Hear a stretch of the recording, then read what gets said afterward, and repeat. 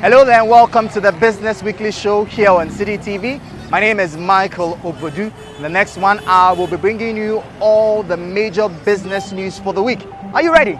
Let's go.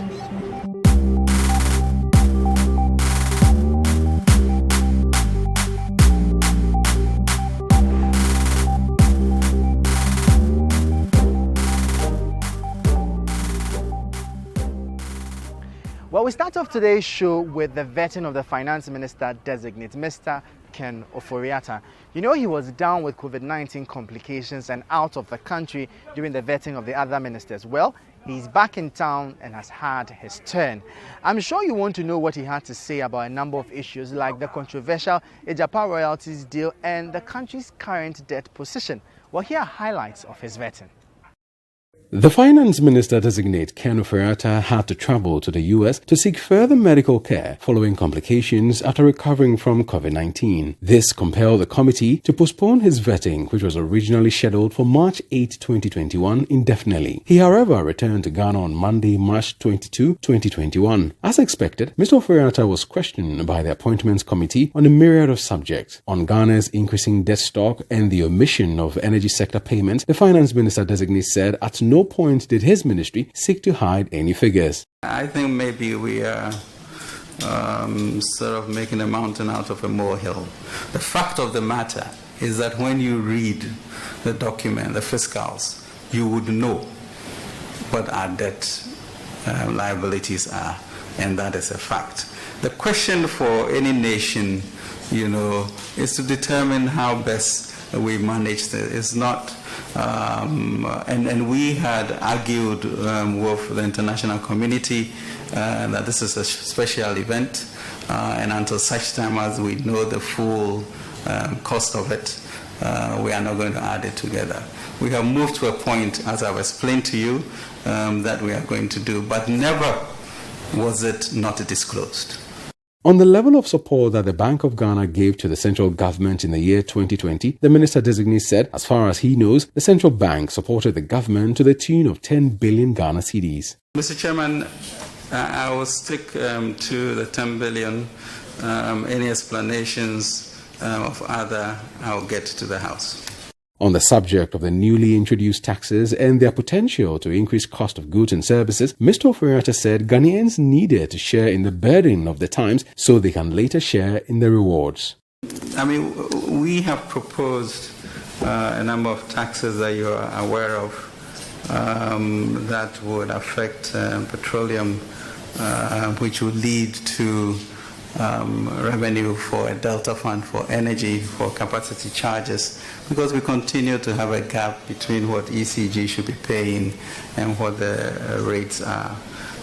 So that was one, to make sure that we get the energy sector operational.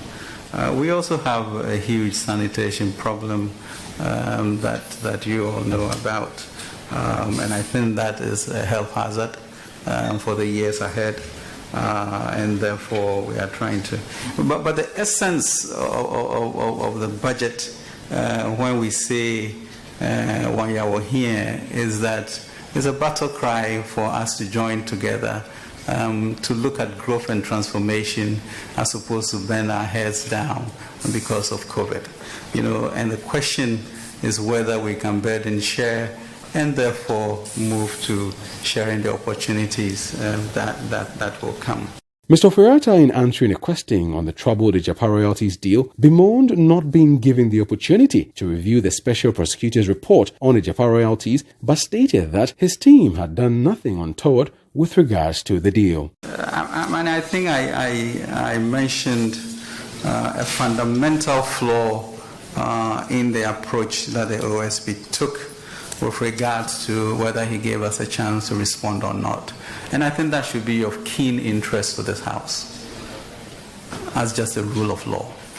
And so to then go on to accept, acknowledge a document in which your citizens were not able to give their views on that, I think it's something that we should not encourage.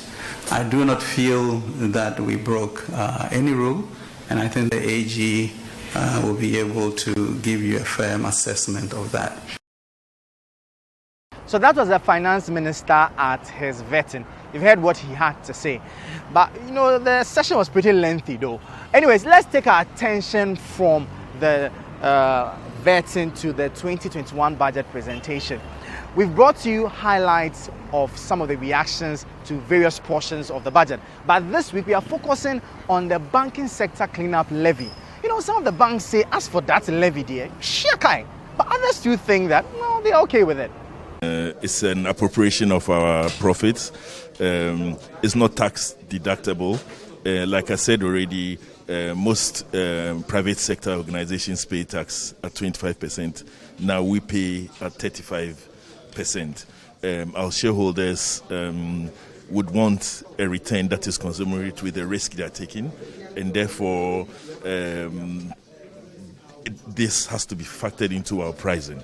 Either it's reviewed or we find a way together with government of making it maybe tax deductible or something. But it will definitely lead to an increase in the cost of banking if it's not reviewed. The money that was used to bail out the depositors is public money. It's public money. Now, we as banks have to pay for part of it. And I think it's only fair that we all know what is going on. I don't think any of us has an idea of, since the receivers were appointed, how much has been recovered, how much of the bond is left unresolved, what is the expectation of recovery, how much do they think at the end we would get, even on the processes, because if I support the cleanup. It was necessary to sanitize the system. For banks, it's necessary for us to be disciplined, to be governed properly, because we are trustees of people's money, and therefore that same transparency should come in the way this is being done. We cannot just wish the problem away. Some people mismanaged, and there are sanctions and penalties according to law for what happened, what alleged happened, and therefore we should know what is happening, because otherwise you don't learn any lessons. The Institute of Statistical, Social and Economic Research, ISE, has described the 2021 government budget and economic policy as a positive policy, which, if well implemented, will resuscitate the economy. Even though the revenue as a proportion of Ghana's gross domestic product (GDP) is expected to increase to 16.7% this year, which is at least 3% less than the African standard of 20%, Professor Peter Quartey says the projected increase is still commendable. Total revenue as a proportion of GDP has increased, or projected to increase, from 14.3% of GDP in 2020 to 16.7% of GDP in 2021. For me, that's positive enough. With anticipation of economic recovery from the impacts of COVID-19 pandemic, Professor Quartey says wage increment in the medium term should be moderate and based on cost of living differentials. We also conclude that wage increases in the medium term should be moderate and be based on cost of living differential and productivity. We should not, as Ghanaians, be quick to jump on the streets asking for higher wages. On the mobilization of revenue, ISA is of the opinion that GRA will have to become more efficient in revenue collection. GRA revenue efficiency measures, I think, is something that we should all support and make noise about it, because we have a lot of taxes, but I don't think we are being efficient in our tax collection. There is too much human interface, and I always cite this example. I went to clear goods from Manchester Airport. The first time I came into contact with somebody was the customs officer in a glass. I was in an office, in a glass office. I never spoke with him. Everything you pay, then he will press a button. Then the box comes through the conveyor belt, and then you pick it up and off you go. There's too much discretion in our tax collection systems. Property rates, anytime they come with your bill, then they leave their number on the bill. Call me. Why should I call you? At the same event, Managing Director of the Agricultural Development Bank ADB, Dr. Kofi Mensah, says the 5% tax on profit slapped on Ghanaian banks will in the long run be beneficial to the country's economic development. I'm very hopeful as a bank that this will be positive towards the development of the economy. The banks are now stronger than it used to be. So shedding off 5% before tax is not something that will bring us down, but it will be a major contribution to economic development. Still on budget reactions, we have put together thoughts of an academic institution, that is the Institute of Statistical, Social and Economic Research, ISE, here at the University of Ghana, and that of a policy think tank, that's the Institute of Economic Affairs. The Institute of Statistical, Social and Economic Research, ISE, has described the 2021 budget and economic policy as a positive policy which, if well implemented, will revive the economy, even though the Ghanaian economy is expected to grow at 16.7% of GDP, which is at least 3% less than the African standard GDP growth of 19 to 20%. Professor Peter Quartey says the projected growth is still commendable.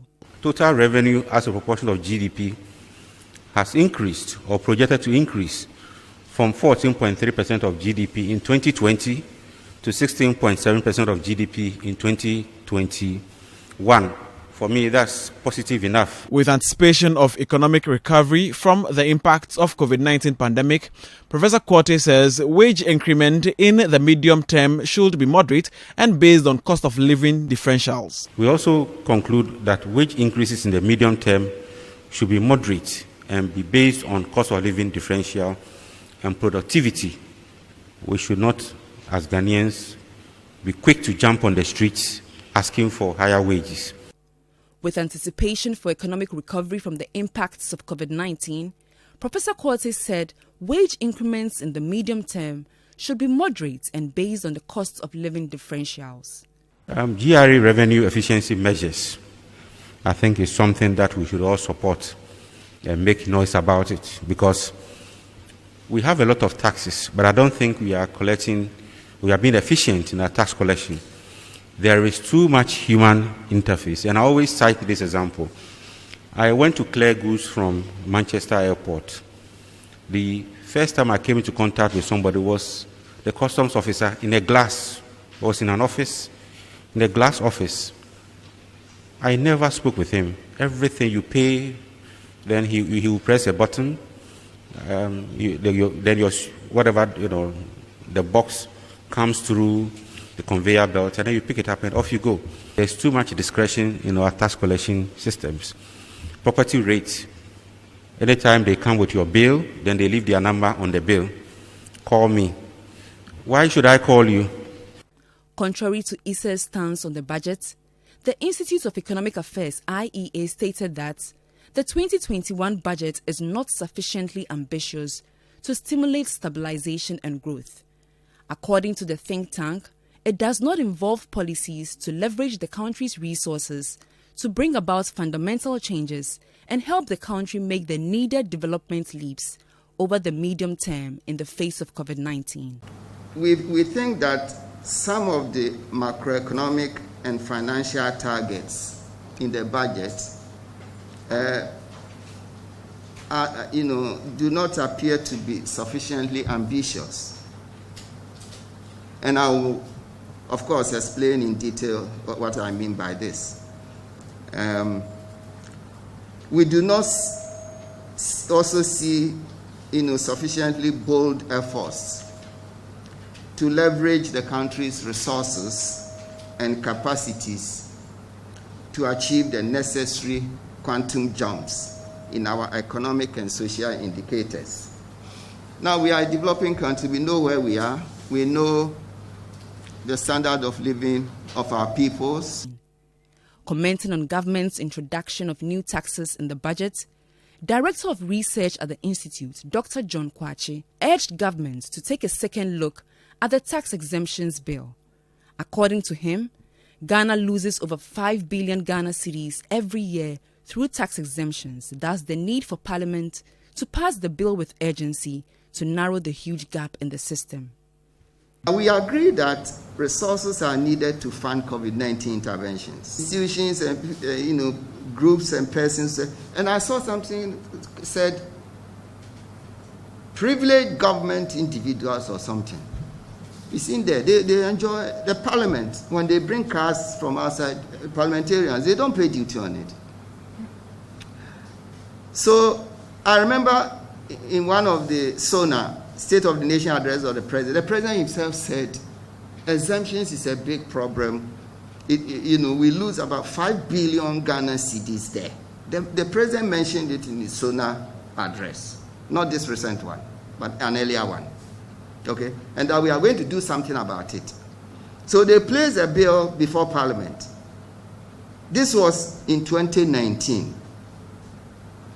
The government had majority in the Parliament, so that if they wanted the bill passed, they could have got it passed. As we are speaking, the bill is still languishing before Parliament. And you ask yourself, why is it not being passed? Because the parliamentarians themselves have an interest in the exemptions. There have been a number of developments in the country's aviation industry.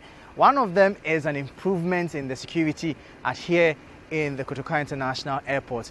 The American Embassy donated some security equipment, including a body scanner and narcotics and explosive trace equipment. But did you know that the single decision by the British Airways to change where flights from Ghana land in London has sparked a number of ripples, so much so that some people are even calling for a reprisal? The now defunct Ministry of Aviation back in January 2021 rejected a decision by the management of British Airways to operate the British Airways Ghana service from the London Gatwick Airport starting June 2021. The Aviation Ministry at the time said it subsequently communicated its displeasure about the way the decision was being taken without due consultation with the Ghanaian authorities. Earlier this month, British Airways announced it was shelving its decision to operate its Ghana service from the Gatwick Airport for passengers travelling on the Accra-London route. But it appears, as some stakeholders have pointed out, that from October this year, British Airways will be operating its Ghana service from the London Gatwick Airport. According to Ranking Member on Parliament's Road and Transport Committee, Govins Agboja, the move is a manifestation of a trend of downgrading of the quality of the travelling experience for Ghanaian passengers and has thus urged government to employ every possible strategy to foil the plan. We had cause to invite the British Airways when Madam Cecilia Dapa was the aviation minister to actually complain about some of their services. But it appears British Airways hasn't learned any lessons. If they push through this move, what it will mean is that they are going to make passengers originating from Ghana have to pay more or have to go through more cumbersome ways of reconnecting their flight, assuming they were not going to land. In fact, even if you were going to London, you would have preferred to go to Heathrow than to go to Gatwick and find your way back into London. We are told they claim they are doing a certain for operational reasons.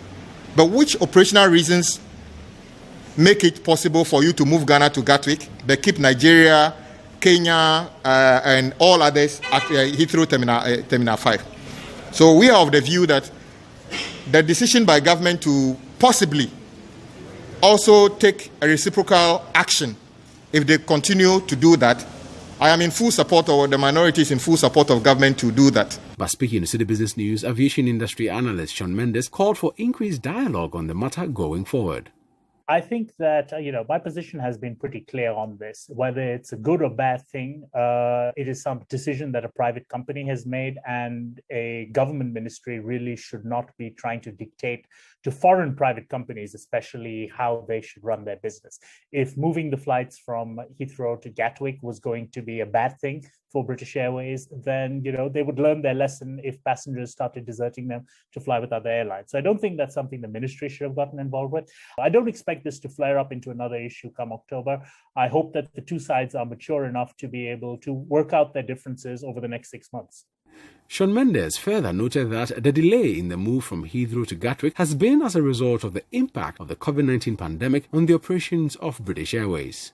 So I think, the original plan to move the flights to Gatwick was reflective of the fact that BA wanted to focus more on the Accra to London market. And if you look in terms of passengers who just fly between Accra and London, there actually is a preference for Gatwick over Heathrow because of lower costs, because of better rail connections, because of better connections to the rest of the country, and so forth. So, it's very different markets serving both Heathrow and Gatwick. And I think the main reason why BA made the move in the first place was a shift in their strategic thinking that the Ghana market needs to focus more on passengers traveling between Accra and London, as opposed to passengers traveling between Accra and Chicago via London. More so, the automatic target detector will assist security personnel to automatically detect concealed objects made of a broad variety of materials, such as weapons, explosives, liquid, plastics, powders, metals, ceramic, and other solids. Furthermore, the equipment will also assist to erase aviation-linked vulnerabilities and ease pressure by ensuring that security personnel can safely and efficiently detect whether passengers and staff are transporting unwanted objects into the boarding gate area, and most importantly, it will replace the time-consuming physical hand searches. The equipment, a very small aperture terminal system, air traffic management system, and very high-frequency radio systems, will enhance the Ghana Civil Aviation's air navigation service provision and to commensurate with the expansion in aviation infrastructure. There is a need for us to collaborate to combat emerging security threats in the sub-region. Madam, our safety and security can be guaranteed adequately through information sharing and adhering to regulatory standards in the industry. I wish to appeal to the Transport Security Administration of the U.S. Department of Homeland Security to further engage with the Ghanaian counterparts in the spirit of international cooperation and information sharing to discuss aviation security issues. A jump in the price of eggs led to a sharp decline in its consumption. What this means is that poultry farmers are not able to sell as many eggs as they want to, because for people like you and I who enjoy Nkosuani Meko, we might need extra coins to even be able to buy the quantity we originally would enjoy.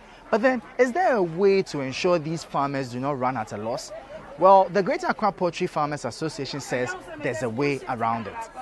A shortage of maize during the festive season last year significantly impacted the business of poultry farmers across the country who relied heavily on the grain. Maize is a key component in feed production, and its scarcity meant an increase in the cost of production for these farmers. Almost immediately, this resulted in a hike in the price of local poultry products, and the farmers justified the increase as their only way to stay afloat. With the increase in the prices of the product came a significant decline in the demand for especially eggs. Many farmers were compelled to dispose of their unsold eggs as they went bad due to their short shelf life. But what could be a likely solution to this challenge? Michael Nyako is the president of the Greater Accra Poultry Farmers Association. There is this technology where you separate the egg white and then the egg yolk, and you can freeze them, and when you freeze them, the shelf life improves. So say if an egg will stay for about a month in the shell, if you separate it from the egg white and the egg yolk, you can keep it for about 9 months, 1 year. So that will mean that we even need to produce more eggs to be able to meet those demands, because the conventional industry, the bakers, that's what they need. They need the egg white and all of that. You can also do what we call the egg powder. So you process the egg, you break it and you process it. You use the dryer under a certain temperature and in a certain condition. You process it and then you mill it. You mill it and then bag it. And when you bag it, that one, the egg can even stay for about 2 years. So those are things that, as we recognize that this is a problem and that we face yearly, I think when we apply our minds to it, we'll be able to ensure that this problem do not exist again. Mr. Ampim is very convinced by the potential of this idea, but what will it take to implement?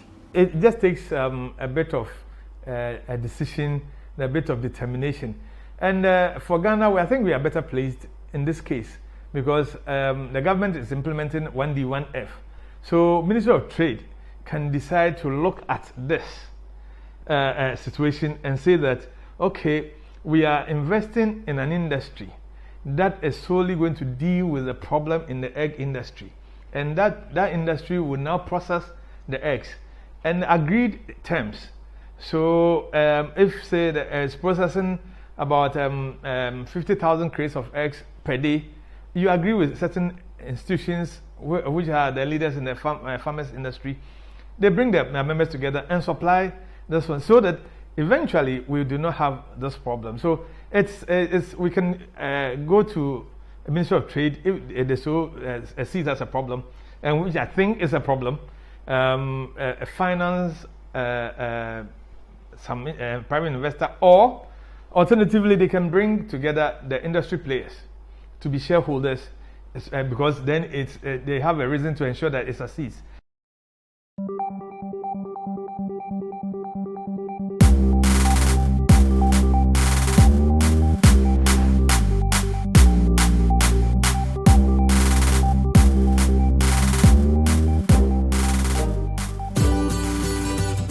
City TV is live on DSTV. Go to channel 363.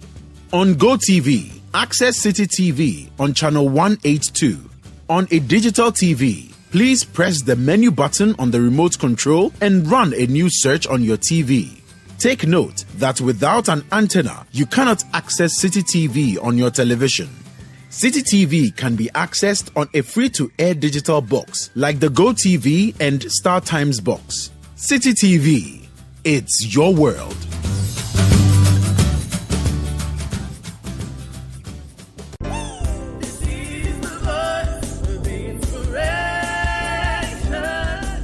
It's inspiration. It's the word. The teachings. When is your time? When is your season? When is your turn? No amount of lies, no amount of liars, political liars, financial liars, family liars, hatred or spiritual liars, no amount of it can stop you. Tune in to Voice of Inspiration with Archbishop Nicholas Duncan Williams every Sunday at 6:30 p.m. on City TV.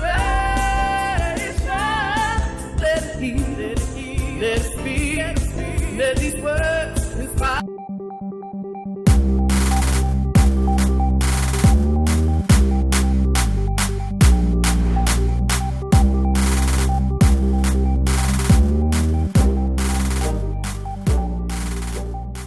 Did you know that whilst we have Agbogloshi here in the capital Accra, there's Agbogloshi in the central region? Anyways, to our substantive issue. Now, corn millers and coal store operators at Agbogloshi in the central region are raising concerns about their meters. They say the new meters that they have been given is doubling the expenditure on prepaid credit. Can you imagine that, according to them, these new meters are even called Usain Bolt because of how quickly the prepaid they buy on it runs out? But how at all is this affecting their business? They have not calibrated these Usain Bolt meters through the Ghana Standard Authority, and if they did, we want this certificate to be published publicly.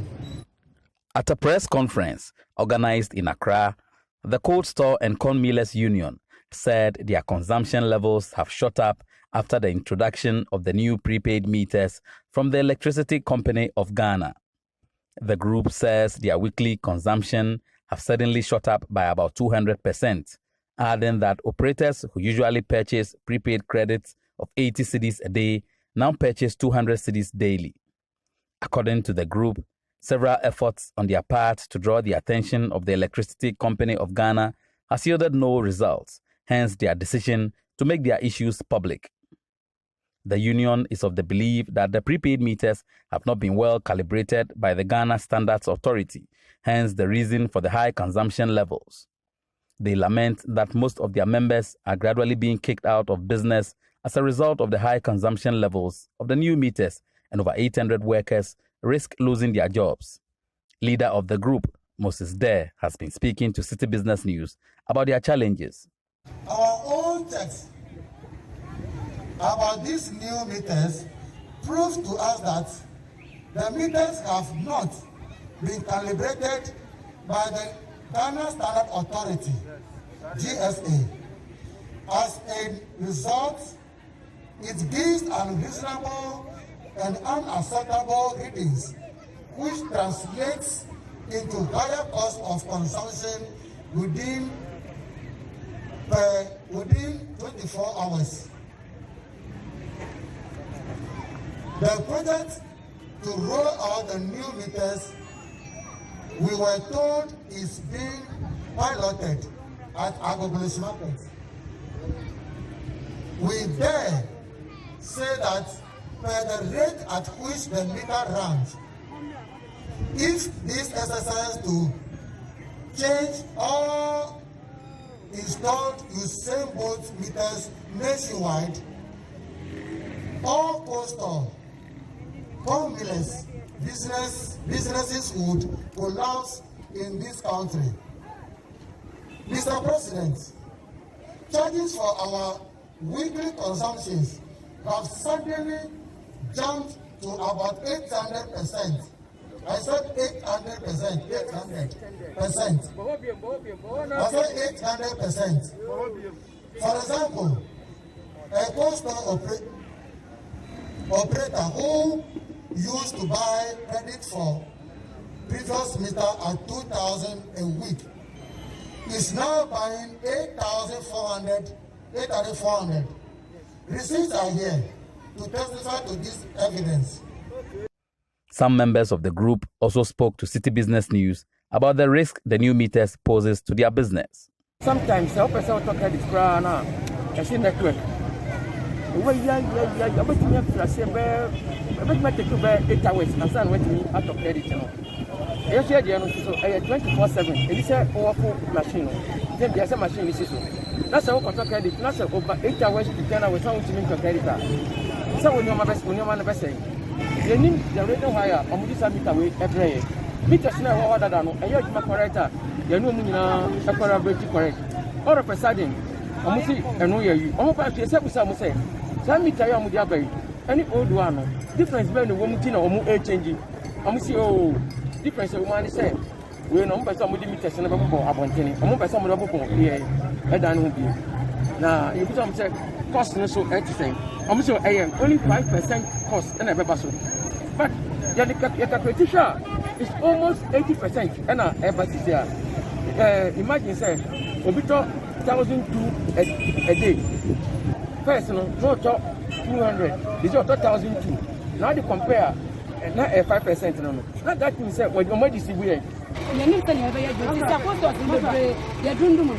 I'm not coming in and papa. And you're not saying. So because of prepaid, I may have been postponed. It's a project and an adult. Or no one is saying, I'm a man. It's all your son. I'm not one. No matter son. Prepaid mom with the buy. You need to know me. First 90, sir. But you see, I know. Edmond say, Nipa is a shame. Utoya Nasa. Utoya Nasa. See a panicho. Or my show me can not show with your mind. Because Edmond said, no one here to show you. And a young man, Sabi, and Mawum, Yanni edition, and non edition for last to meet the year with you. It's a panchoma boy. I will prepare you. Ghana currently has a 2 million housing deficit. Now, to address the problem, the ruling New Patriotic Party, as part of its manifesto, proposed the establishment of 2 institutions. One of them is the Ghana Housing Authority. The role of this authority will be to regulate housing in general in the country. The Ghana Real Estate Developers Association, GREDA, believes the idea is a great one, but for it to be effective, it must be run by players in the housing sector and not just political appointees. One of Ghana's long-standing socioeconomic challenges is the availability of affordable and decent housing for its citizens. Presently, Ghana has a housing deficit of about 2 million. Factors such as land litigation, high cost of construction, and demand for rent advances of over a year, which place financial constraints on many tenants, have further compounded the issue. The New Patriotic Party, under the leadership of President Akufo-Addo, as part of efforts towards addressing this challenge, proposed some measures in their manifesto for the 2020 elections. It proposed the establishment of two new bodies, the Ghana Housing Authority and the National Housing and Mortgage Finance Company. The authority will be responsible for providing the legal and regulatory framework, creating land banks, providing infrastructure, and standardizing housing. The finance company will manage the mortgage and housing fund set up in the 2020 budget, provide incentives to enable the private sector build community housing units, and create jobs in the process across the country. In an interview with City Business News, Executive Director Samuel Megaibo of the Ghana Real Estate Developers Association, while welcoming the proposal, stressed that the Housing Authority could only be effective when its operations would be devoid of political interferences. One important thing too that I think is worth noting is that several years back we have been calling for a regulator for the housing industry. We don't have one. And then 2015, from the National Housing Policy documents, it was agreed by stakeholders that Ghana needed to establish a National Housing Authority. And both political parties in the last election made mention of this matter.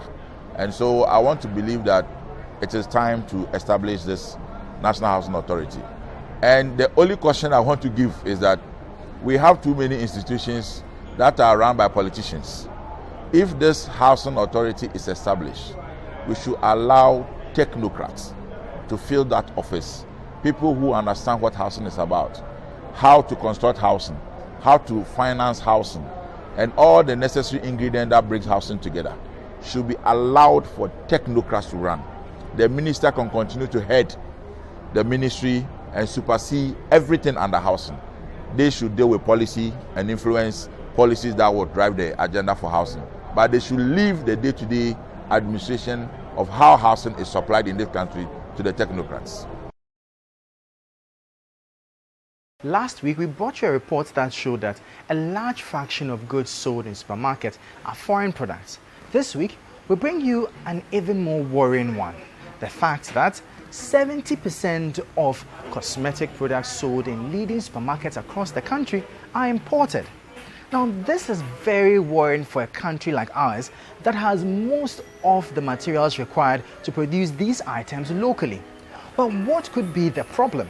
We spoke to some entrepreneurs. On June 2019, the research firm Confidant released a report that over 90% of products in Ghana's leading supermarkets were imported. In less than 2 years, this percentage has decreased to 70%, allowing more local businesses to gain the visibility they need to grow their ventures. Sharon, the founder of Air Naturals, shares how impactful this change has been to her business. There was one shop, our products were like down the shelves, but as of a year or two ago, we have top shelf, right? And again, that makes a difference because as a consumer, you know this, right? When you're walking through the aisles, it's what you see that you go for as opposed to looking down. Even though you will look down, it's what you see that actually steals your attention. One of the challenges local businesses face is gaining access to market. The supermarkets play a crucial role in granting them direct access to consumers. Unfortunately, the credit-based agreement the supermarkets have with local businesses tend to threaten their growth. A lot of the shops have their own policies in terms of payment, and I haven't come across any shop that's paying before a month, before 30 days. I have experienced some shops that pay you in 90 days, 3 months. For small businesses, that's a big deal, right? That's a big deal because most of the cash flow is the same. The cash flow coming in is the same one that will turn around that you used to buy your raw materials, you used to pay your workers, and everything else. So if this money is stuck for 3 months, And don't forget, in those 3 months, you still may be supplying other products to that same shop. So in 3 months, you have all the stock that you've pushed into one shop that you don't have the money for. That's really tough. There are some shops that, we've never had any problems with. If they say it's 30 days or 60 days, you get your money then. Like, you don't even have to chase them straight to your business account. And then there are some that, oh my goodness, you have to hire a full-time person to be chasing your money. We actually withdrew our products from certain shops, several shops actually, because of that. Because we spend so much of our time chasing for payments. And that's not what I set out to do, to become a debt collector. No. So we ourselves, even though, we need the avenues to sell them. But if you're going to sell and not get your money back, there's no need. Like, it defeats the whole purpose. Some business owners like Nanama Yanka, founder of Naya by Africa, have been forced to set up their own brick-and-mortar shops to address this challenge. My initial idea was to just literally make the product and sell them in retail shops. But what I found out was that a lot of them were not willing to take the products for starts. And those, so you had to know somebody who knew somebody who knew somebody to get you into the shop. And once you're in there and they finally saw your product, getting your money back is also another thing. There was also the others where you also had to pay for shelf space. So even as a small business going in, you have to figure out, you can't afford rent. That's why you're trying to find somebody's space to get into. But now you still have to pay, some marketing costs or some rent to be able to put your products on the shelf. So that was some of the issues. And then the other thing was also just getting your money back. Because once your product is in there and it's been sold, sometimes you go there 60, 90 days, you still can't get your payment. There are some that actually 3-4 years now, I literally just left the money because there was no point in chasing for money that I was never going to get back. Joshua Ansah, a researcher at Confident, believes that stronger sanctions against the supermarkets will serve as a deterrent and is also advocating for innovative solutions to help businesses survive. The situation you are describing is one of not sticking to the contract. So if the contract says we pay you in 30 days, then there has to be a way in which we ensure that our suppliers, when they sign these contracts, they are able to get what they've signed up for. So there should be a way in which we can enforce that if a supermarket says they're going to pay a local supplier in 30 days, they pay them in 30 days. And it doesn't take 90 days, it doesn't take 2 years, it doesn't take forever for the money to come. That's an issue which our local authorities, in terms of the stakeholders, have to work with in terms of providing these suppliers with the base where they can stand and say, look, we have this support, we have this protection. And so when you say you're going to pay us back in 30 days, you are mandated by law to pay us back in 30 days. There are other entrepreneurs, there are other financial institutions that can find ways in which to do this. There's a fintech I know about, Invoicia, for instance, who they do invoice financing. So you have an invoice from a supermarket, from one of the supermarkets, you can take it to them. They would substitute the invoice. They give you some portion of the money. They log the invoice in. When your invoice is paid out, they take a fee and they give you the rest of the money.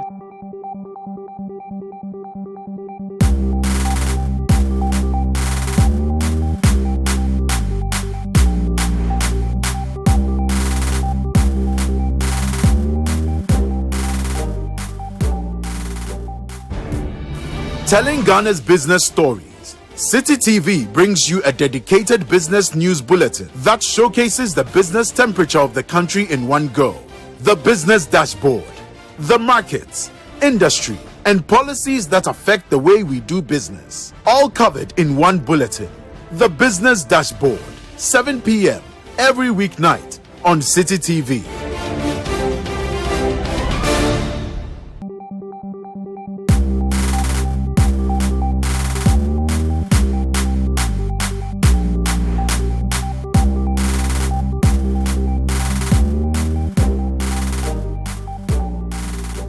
As the country's unemployment situation appears to be worsening, the Trade Union Congress is calling on various stakeholders, including the government, to do all it can to save the situation, especially amongst Ghanaian youth.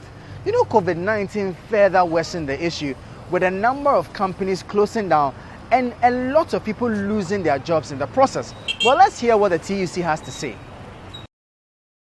According to a 2020 World Bank report, Ghana is facing a 12% youth unemployment and about 50% underemployment challenge, both higher than the overall unemployment rate in sub-Saharan African countries. As part of efforts to increase employment opportunities for the Ghanaian youth, the Trades Union Congress has indicated that plans are in place to engage the government on the challenges faced by the Ghanaian unemployed youth. TUC says it wants relevant stakeholders to come together to help address Ghana's unemployment situation. The Secretary General of the Trades Union Congress, Yao Ban, speaking on the sidelines of the union's third quadrennial Congress in the Ashanti region, identified unemployment as the biggest problem facing Ghanaian youth. One of the biggest challenges has to do with employment. Young people in this country are not getting jobs. I know unions rely on jobs. If nobody has a job, there's no union member. The biggest challenge we are having now is because we are not having jobs, our membership is dwindling. So if you have a situation when there are no jobs and union membership is dwindling, then you can count the number of years that the union will be out of existence. So our biggest challenge is jobs. And so our policy discussion is going to focus on how government and all of us as social partners should work together to create jobs for young people. So we need to improve not only having decent jobs for our people, but also having good salaries for them and having good pensions when they retire. We are also working with government to start what we call unemployment insurance. If there's crisis like COVID, people should not just lose their jobs. Even when they lose their jobs, they should have something to live on until they get another job. That is the only way the unions will exist for the next 75 years and beyond. He added that as Ghanaians face challenges with housing and high cost of rent, they are urging government to critically look at how the issue can be resolved to ensure that workers are able to own houses. One thing which is not related to wage, which we are going to focus on a lot, has to do with housing. Many Ghanaians don't have their own houses, but that is not normal. It is as if it's normal, if you don't have a house, if you work for 20 years, you should own your own house because you should take 20 years to pay for it. You don't pay for a house with cash, you pay over time. So one of the key issues we are going to discuss, and I'm glad the president is coming on Tuesday, we are raising some of these issues before him. And the key one, apart from wages, employment issues, and pension issues, one key area is housing. And we know that they have started some work. We want to encourage them to continue so that people can rent and own. You pay your rent, but after 20 years, the house becomes yours. This is a scheme we want to start in 2021. He thus urged the youth to join the union to help address their collective challenges. Being the largest union in the country, the Trades Union Congress organizes workers from both private and public sectors and works together for the benefit of all workers as an umbrella organization. At the Congress, the members elected their national officers. Dennis Atuwo was elected as the chairperson. Ebenezer Champon and Gladys Lamte emerged as vice chairperson. As for this COVID-19 pandemic, it has really hit the country hard. Can you believe that right when we're making some progress with our exports, it struck, boom, washing away some of the progress we had made? Do you know that for February last month as compared to the previous year, our total exports decreased by $300 million? And to make matters even worse, our total imports rather increased by $200 million. All of this was captured in a recent report by the Bank of Ghana on the country's macroeconomic data. Latest data from the Bank of Ghana's summary of macroeconomic and financial data for March 2021 shows that the country, as at February 2021, had received about $2.5 billion from her exports. An estimated $2.2 billion was spent on importing goods for the same period. Whilst exports for the year under review declined in value by about 9%, imports also saw an increase in value by about 9%. In an interview with City Business News, Economist with Data Bank Courage Martin noted that the trend recorded across board can be attributed to the adverse impacts of COVID-19 on the commodities, especially on Brent crude. In the trade accounts is something we expected, especially with the steady reopening of the economy and with the economy gradually coming back to life, economic activity gradually resuming, international trade also steadily bouncing back. We expected that non-oil imports will start to pick up, and that is exactly what is happening. And that is why you saw almost 13% growth in non-oil imports, because economic activity is bouncing back. And that is the reason for the import growing by that much. On the export side, we saw a 9% decline in total exports, largely because revenue from oil declined on a year-on-year basis. Now, this decline in oil revenue is happening despite the increase in oil price on the world market, because the expectation is that production or output in the oil sector would be lower this year compared to last year. And if you look at the 2021 budget, it was indicated in the 2021 budget that total oil production for this year would amount to some 64 million barrels compared to 66 million barrels in the preceding year. As at February 2021, the value of gold hovered around $931 million. This represents a 5.5% drop when compared to the value of about $985 million recorded during the same period in 2020. But what accounts for this? Courage Mate attributes the decline in gold prices to people's expectation of economic recovery on the back of the vaccine rollout. Revenue from gold is also because gold price has made a slight decline, or has recorded a slight decline this year compared to last year. And that decline in price is because investors are moving slightly away from safe havens to now a bit more of risky asset, taking a bit more risk. And largely because they now expect the global economy to recover on the back of the vaccine rollout. Now, if you expect economic activity to bounce back on the back of the vaccine rollout, you don't want to hold all of your assets or too much of your assets in safe haven again. You want to start taking risk with the asset for higher earning potentials. And so that pull out from gold away from safe haven into more risky investment is hurting the price of gold. And so gold's price decline is what has resulted in the lower gold receipts in our trade accounts as well.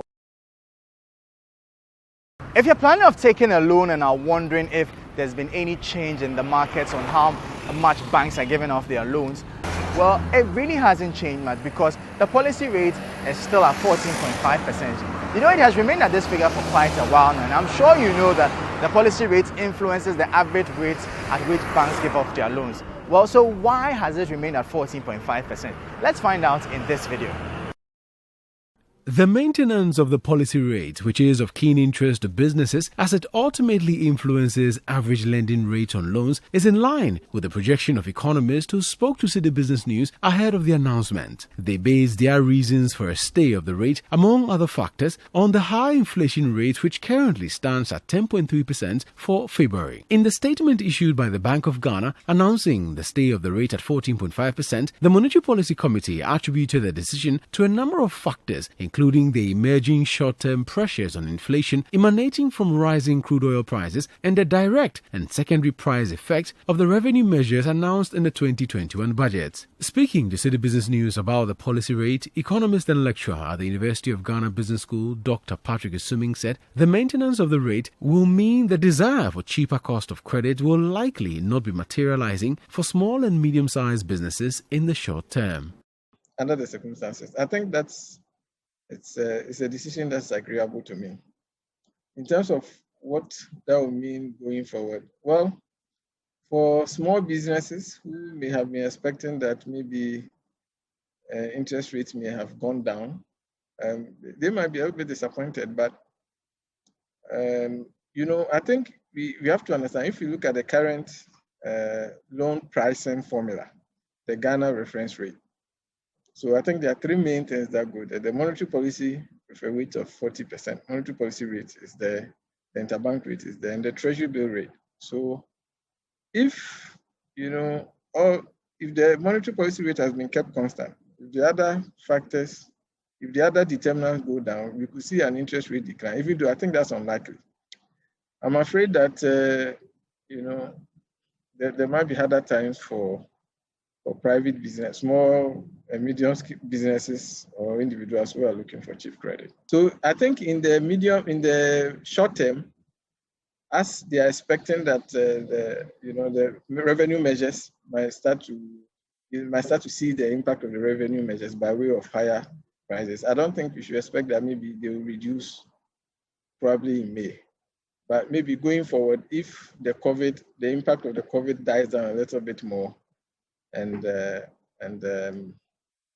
the impact of the COVID dies down a little bit more.